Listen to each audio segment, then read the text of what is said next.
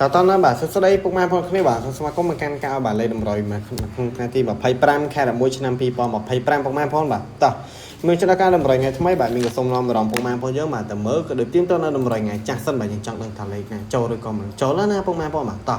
ឥឡូវយើងទៀមទៅម៉ោង4អ្នកគ្នាហើយសម្រាប់ពុកម៉ែបងប្អូនយើងបាទដែលពេញចិត្តនឹងការឲ្យលេខតម្រុយរបស់ admin កុំភ្លេចបាទជួយឲ្យមេដៃ subscribe ក៏ដូចជាបើសញ្ញាឬប៉ុណ្ណឹងមានម្នាក់មួយផងតោះឥឡូវយើងទៅមើលដល់ម៉ោង4ទាំងអស់គ្នាបាទម៉ោង4ហ្នឹងឃើញថា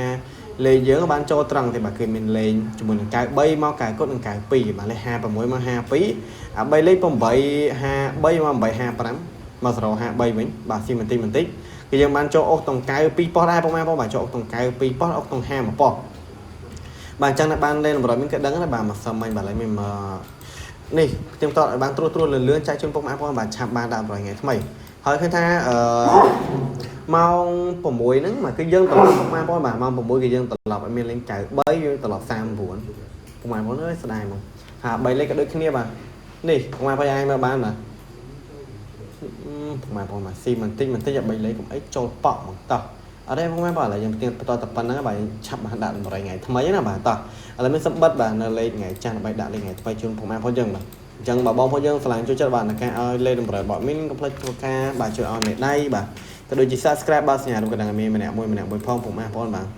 ចាត់ទុកជាកម្លាំងចិត្តណាបាទអត់សុំជាលុយសុំជាកាក់អីទេបាទសុំតែមេដៃ subscribe ម្នាក់មួយគឺមានបានហើយបាទណាមួយដើម្បីទទួលបាននៅរាល់វីដេអូថ្មីដែលមានអាប់ឡូតជូនពុកម៉ែបងយើងបាទតម្រុយហេងណាបាទពុកម៉ែបងយើងឆ្លាញ់យកតលេងបានពុកម៉ែបងបាទតោះ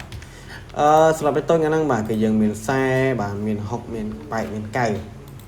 អញ្ចឹងបងយើងឆ្លាញ់យកតលេងបានស្រាប់2លេខគឺមានដាក់តែហើយបាទតោះ3លេខដែរគឺយើងលេងគុណបាទមានសុំបញ្ជាក់ស្រាប់តែ3លេខគឺយើងលេងគុណដល់2លេខយើងបាយគុណក៏បានដែរបាទតោះពុំមានយើងអាចមើលនៅលើហ្នឹងបានបាទទាំង2លេខទាំង3លេខបាទហើយស្រាប់តងអុកគឺយើងអុកទាំង40ក៏ដូចជាអុកទាំង60បាទ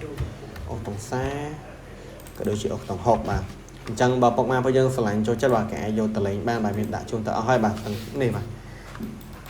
តងអគឺមានដាក់ទៅហើយបាទអញ្ចឹងបងប្អូនយើងឆ្លាញ់អាចយកតលេងបានបាទហើយកុំភ្លេចបាទសម្រាប់ពុកម៉ែបងប្អូនយើងដែលពេញចិត្តបាទតការតម្រុយបាទមានកុំភ្លេចបាទជួយឲ្យមេដៃក៏ដូចជា subscribe បាទសញ្ញារូបកណ្ដឹងម្នាក់មួយផងបាទតើអរគុណច្រើនពុកម៉ែបងប្អូនយើងបាទវិលត្រឡប់ជួបគ្នានៅក្នុងថ្ងៃស្អែកតទៀតបាទ